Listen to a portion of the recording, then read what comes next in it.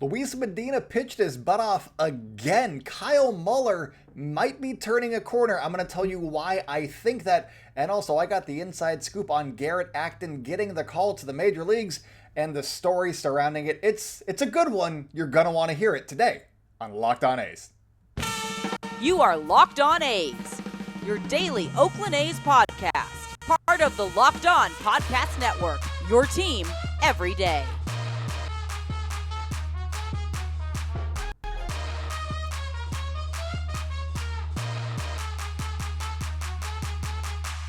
It's time for Locked On A's. Stepping to the mic, it's your host, Jason Burke.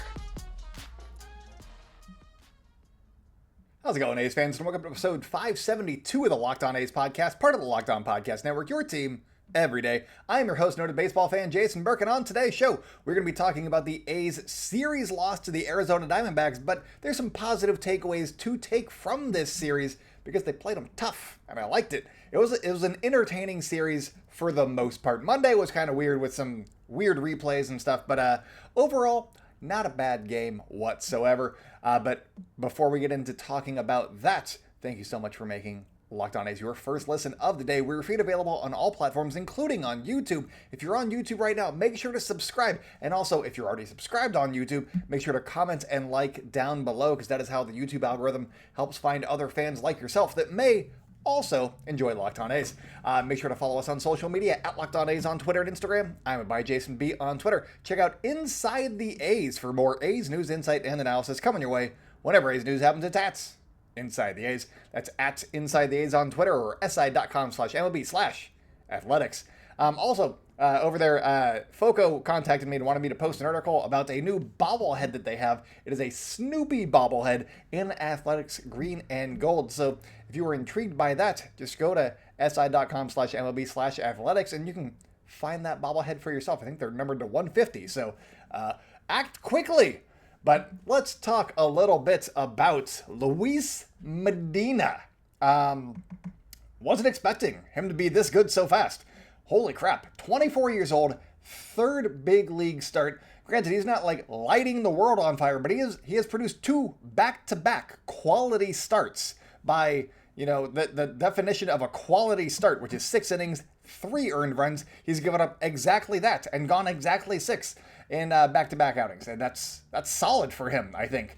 His walks haven't been exploding. These are good takeaways that we're seeing from Luis Medina and lead me to believe that he might be able to do this at the big league level, which I'm excited about. We were all kind of worried during spring training, does he have another option? Does he not?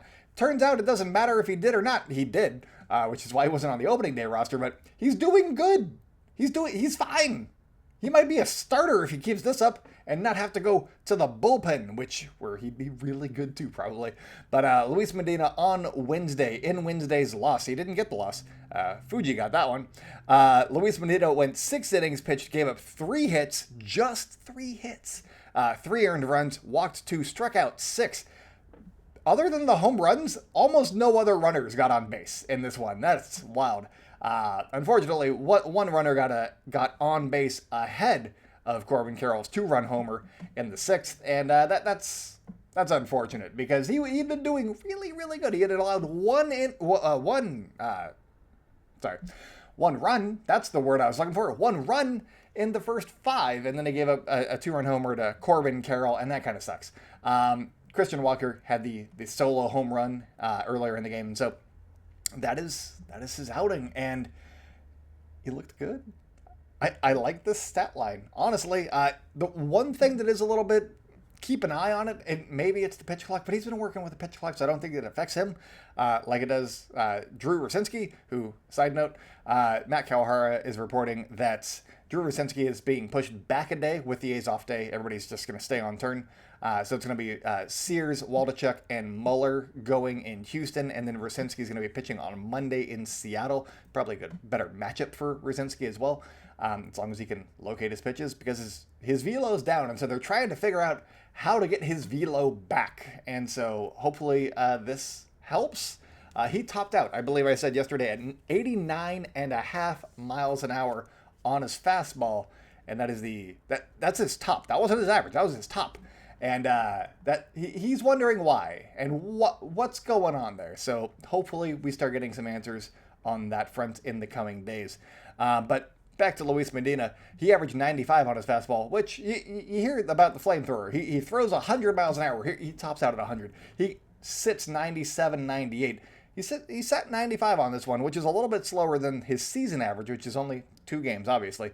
And he topped out at 97.5, which is good, but I think that he's backing off the gas a little bit. I'll have to ask. I haven't been there for a Medina start yet, so I was going to be. And then they pushed everybody back with that James Caprillion spot start. So I missed Medina. I was not at the game today. So that stinks. But maybe he's pushing off the gas a little bit in order to control the baseball a little bit better. And he's finding out that he can have success while not throwing quite as hard. He can control the baseball a little bit better, put it where he wants to a little bit more. And if that is the case, which I'm going to go ahead and say yes, it is, then good job, everybody. The big takeaway, though, 2 walks in this game. Just 2 walks in this game. Second straight quality start. He has allowed just 5 walks in 17 innings in the big leagues. He walked more than a batter inning, slightly, but more than a batter inning in Double-A last year when he came over. He was flirting with a batter inning in Triple-A in his couple of starts in Triple-A this year. He's doing really good by comparison. In the big leagues, I'm liking this new version of Luis Medina. Let's see if it can keep going. It's also good news that he's pitching so well because A's fans and the A's and Mason Miller got bad news on, not necessarily bad news. It's good news on the entire front, but we don't get to see him pitch like immediately. That's the bad news. But Mason Miller, they have the team, not doctor, conditioning guy. Brian Shulman is his name. His actual title, I forget. But he came out and said that Mason Miller has a very mild UCL strain, which you hear UCL and you're like, ooh, that's not good. But he kept saying it's very mild. He should be fine. Long term, he's going to be great. This year, he still may be able to pitch, which is good. But again, we've seen with other teams, we're like, oh yeah, everything's fine. And then, now he's having Tommy John. And so I'm still a little bit worried, but that's just me as a fan, not me as a doctor, because I'm not a doctor.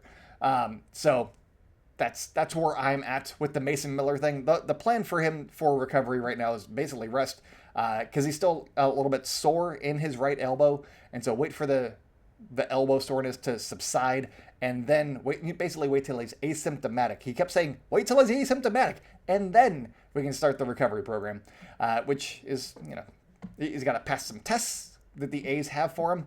I assume they're not math related. If they're finance related, then he's going to be great because he's also a finance major. So give him any test, he'll ace it. He's a genius. But once he passed the test, then he can start throwing again. The doctor did not want to. I don't think he's actually a doctor. Whatever the title is, the health guy that they had us talk. Brian Shulman. Let's just keep calling him Brian. So Brian basically said that everybody's different in their recovery. So there's not like a timeline necessarily, because it depends on how Mason Miller himself recovers from this injury, and that's where they can go from there. So that's where we are on the Mason Miller front. Also, I just want to talk about Tuesday's win, because when there's day game after a night game, I'm just going to talk about both games in one podcast. So here we go. What a win by the A's on Tuesday. That was a fun game to be at, because they were down, and then they weren't. Ryan Noda, grand slam. He said we needed 4 runs and got 4 runs with 1 swing of the bat. And that was pretty cool. I also had a really cool play on Monday. Between the legs, just flipped it over to first base. Adrian Martinez covering. He had a good series. A fun series. Contrary to popular belief, as everybody tweeted out, it was not a pinch hit home run, though. I don't know why I'm a stickler for that, but it wasn't. He pinch hit for Jesus Aguilar in the 5th and struck out on a check swing. In the 7th, he hit a grand slam. So, was not a pitch hit. So, that is Ryan Noda. But the other star of this game, I say arguably the bigger star, even though you needed Ryan Noda to get there, obviously, but the outing that Austin Pruitt had, and I also love pitchers, is my thing. Austin Pruitt, holy crap, 3 innings, 0 hits allowed. He allowed 1 walk, but it was an intentional walk. He allowed literally nothing in 3 extra inning frames with a runner starting on second base. That is ridiculous.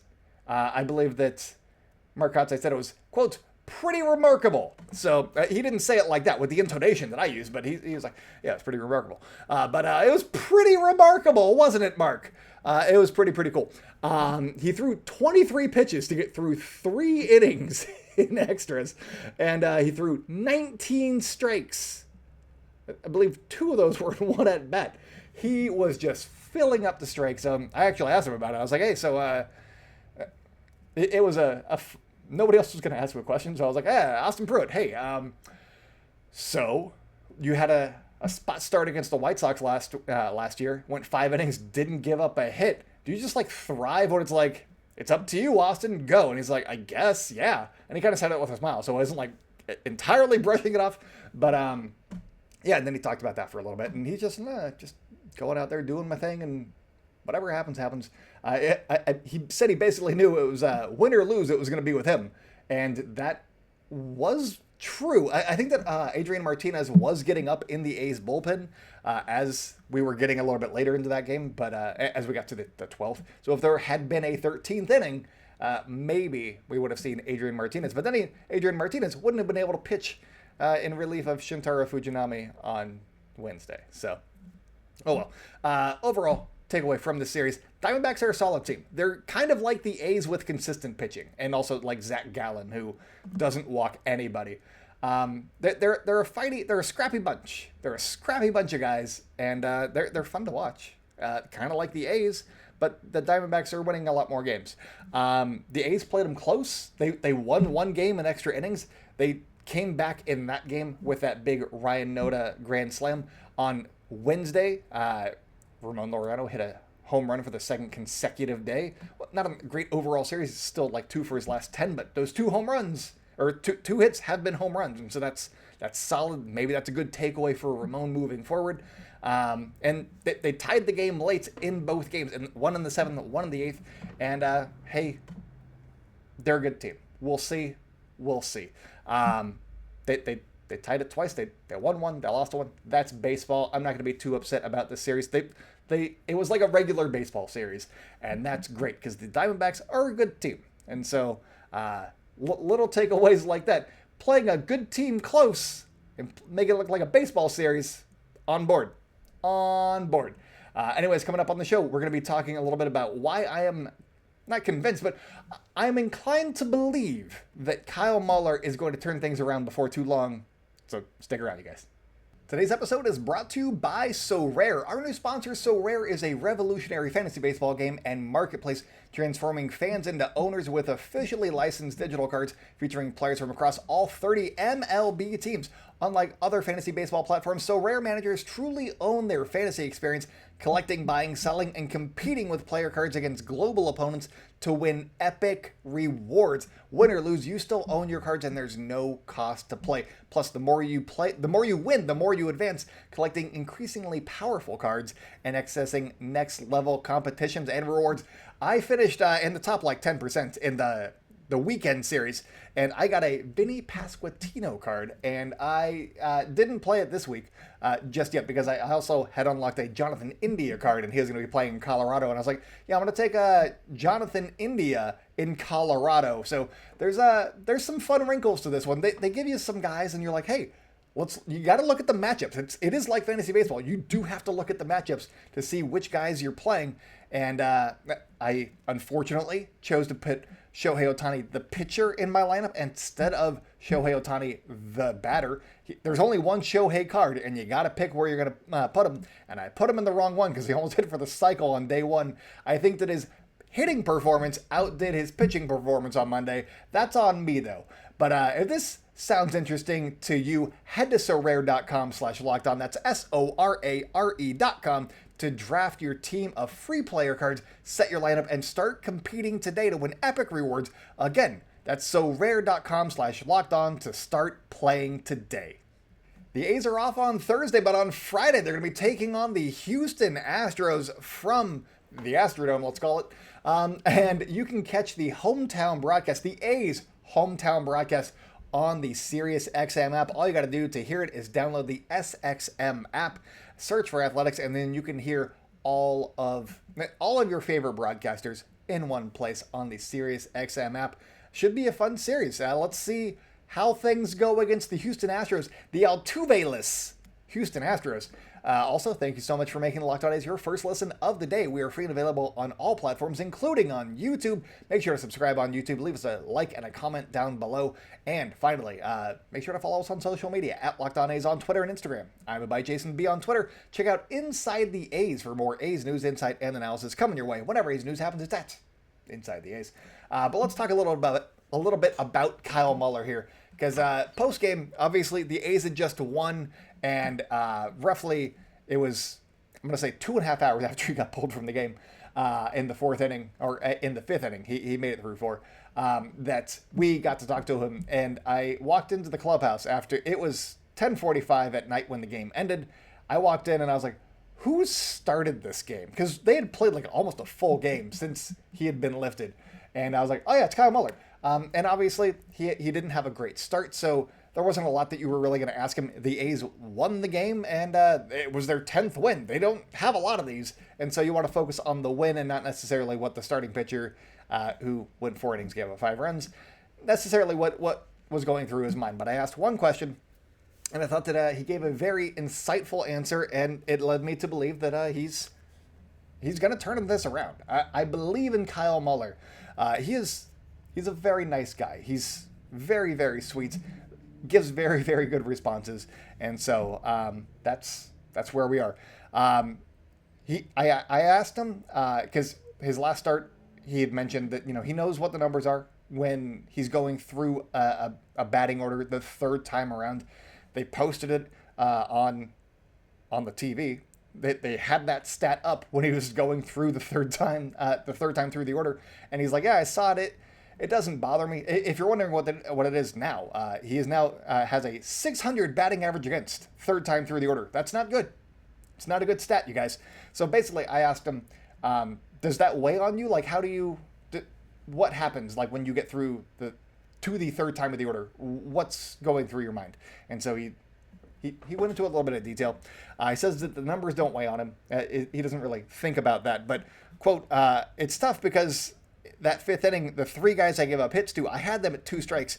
I had the first 2 0-2, and then the next guy 2-2. He continued. I thought I filled up the zone for the most part the whole game, and then when I needed to put somebody away, I didn't. I think that's the focus from here on out, end quote. And that leads me to believe that Kyle Muller is going to be turning a page, because yes, he was getting he got to the third in the fifth inning. He got 3 hits. Mark Kotze pulled him immediately. It was a quick hook, and that's managerial progress on Kotze's part, I think, for being like, we know the numbers, we got to go get them. And then Garrett Acton came in and pitched fairly well. We're going to talk about Garrett Acton here in the next segment. So I like Garrett Acton. That's the thing. But Kyle Muller, he said he got the guys to 2 strikes, and he just needs to put them away now. And so if that's what he's working on, because his command was there, he allowed 0 walks in this game, which, fun stat, hasn't done that this year. He's only done it once in his entire career. Granted, he doesn't have like a bushel of innings pitched in his career, but he's got some starts over the course of a couple of years and some, relief appearances and whatnot. The only other time that he has allowed 0 walks was in his major league debut, and that was a 1-inning performance. And every other time he's allowed at least 1. And so I think that is progress for Kyle Muller. He filled up the zone. That is number 1. That is number 1. That has been what Mark Kotze and the A's coaches have been saying since the early days of this season. Like, since 2 weeks into this season, they were like, we're throwing too many balls. We're walking too many guys. We need to fill up the zone. Kyle Muller just did that. Not necessarily for the first time in his career, but he did it very effectively for the first time on Tuesday night. That's progress for him. And now he just needs to learn how to put guys away.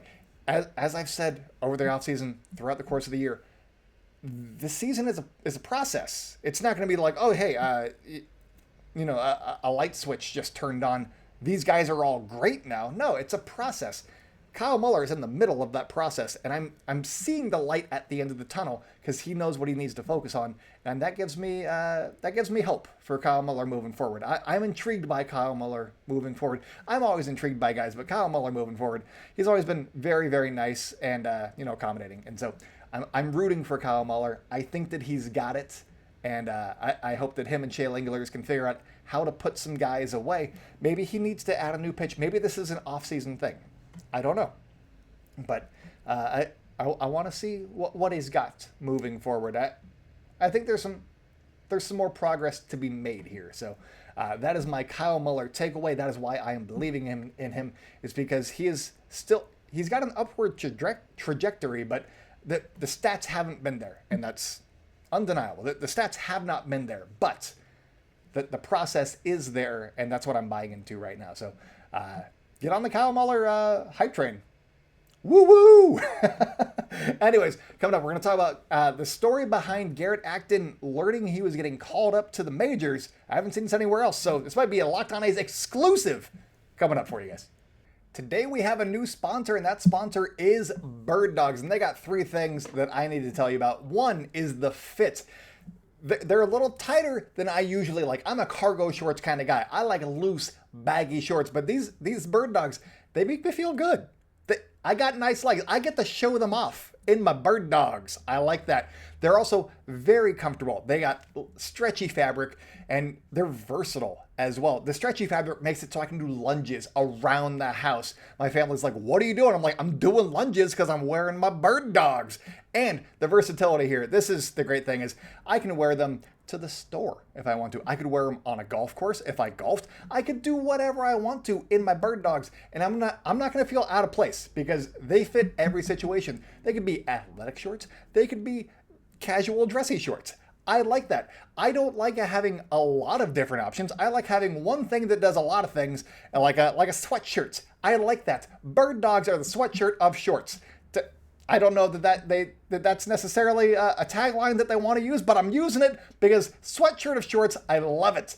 And also, if you go to Bird Dogs right now, you can get a tumbler.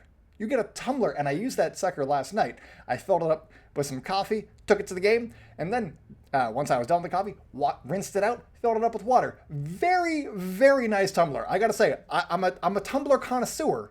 Good tumbler as well. Good comfy shorts. Good tumbler. All you got to do to get some of these is to go to birddogs.com/LockedOnMLB, and when you enter promo code LockedOnMLB, they'll throw in that free custom Bird Dogs Yeti style tumbler with every order. So go get a tumbler, go get some comfy shorts or sweat shorts, and thank me later, I guess. On Friday night, the A's are taking on the Houston Astros at the Astrodome. Not really, but, where they currently play at Minute Maid Park. I just like calling it the Astrodome. And to hear this action from that domed place, all you got to do is download the SiriusXM app to hear the hometown broadcast. That's the SXM app, wherever you like to get apps. Search for athletics, and you can hear the hometown broadcast with Vinny and Ken and Johnny, and whoever else is there. Sometimes they got special guests and whatnot. Why not? Maybe Reggie Jackson will be there. He's a special assistant for the Houston Astros. Maybe you'll hear him on the SiriusXM app. Why not? Also, thank you so much for making the Locked On A's your first listen of the day. For you everydayers, tomorrow we're going to be talking about what to do with Kevin Smith because he's still hitting dingers in AAA. So what do you do with Kevin Smith? I don't know. We might have some trade talk. So let's do that. And then we're also going to get you ready for that Houston Astros series as well. So make sure to subscribe and don't miss that conversation. But let's talk a little bit about Garrett Acton getting called up. Garrett Acton, for those of you guys that have not seen the last couple of games, or Sunday's game and Tuesday's game, essentially, he just got called up ahead of Mother's Day on Sunday, which is cool. He was an undrafted free agent in 2020. That's misleading because 2020 was only a 5-round draft, and he ended up signing with the A's after going undrafted in those 5 rounds. The A's showed the most interest, and they offered him a deal first, and so he signed with the A's because he liked the history, he liked everything about the A's, and now he's in the big leagues. because the A's are not doing well. And he is pretty solid, honestly. In that debut, and I know we're gonna get to the Mother's Day thing here in a second, but in that debut, he has 3 pitches. He only threw 2 of them against the Rangers. Got through 2 innings. I'm intrigued. I am very intrigued by Garrett Acton. I am very happy that he is finally here because I've been watching his box scores for a while now. But Garrett Acton, his call to the big leagues. We found out on Saturday night there was an optional batting practice going around for some of the guys. And so he was going to the team store in Las Vegas to get his mom a Las Vegas Aviators Mother's Day hat. That is what he was up to. And then Fran Riordan, the manager of the Aviators, after he got the hat, he's like, oh, hey, what'd you get your mom? And he's like, oh, I got her this Las Vegas Aviators hat. It's a Mother's Day hat. And Fran Riordan says, hey, you might want to get her an A's hat because you're heading up to the big leagues, buddy. I don't know if you called him buddy or not. That don't quote me on the buddy. But so that is how he found out. Also, his mom and stepdad were at the game, in Vegas for Mother's Day and watching Garrett Acton play. And so they all had to figure out how they were getting to Oakland for his major league debut. Kind of fun. And so that was a good time there. I just thought that was very fun. And, he gets to make his debut on Mother's Day in front of his mom. That was a special moment for him. And also he gave his mom the hat that he wore for his major league debut on Mother's Day. And I thought that was very, very sweet. And that is the kind of journalism you get from Locked On A's and also si.com/MLB/athletics. I also find it like a good sign for him moving forward because on Tuesday he went through, got 1 2/3 innings pitched, gave up a couple of runs, he gave up the home run to Lourdes Gurriel Jr., and then basically was solid from then on, but he needed a lot of pitches to get through it. He threw 51 pitches on Tuesday. And when you've seen a reliever do that in the past, you've seen they get set down like immediately because the A's need fresh arms constantly in their bullpen. No matter how far the starter goes, they always need more fresh arms. And he did not get sent down on Wednesday. I find that to be a good sign that they actually have a plan for Garrett Acton, and he is not just a cog in the machine that he can just be replaced. I liked that aspect of it. So Garrett Acton, get used to him because he's pretty solid, and I'm very intrigued in his future with the Oakland A's. So that's the Garrett Acton story for you guys. Anyways, that's all that I got for you today. Coming up on tomorrow's show, we're going to be talking about Kevin Smith and what to do with him. Is he trade bait now? We're going to discuss, and then also get you ready for the Astros series starting on Friday. But that's all for me today, guys. So until next time, go out and celebrate good times, A's fans, and I'll talk to you tomorrow.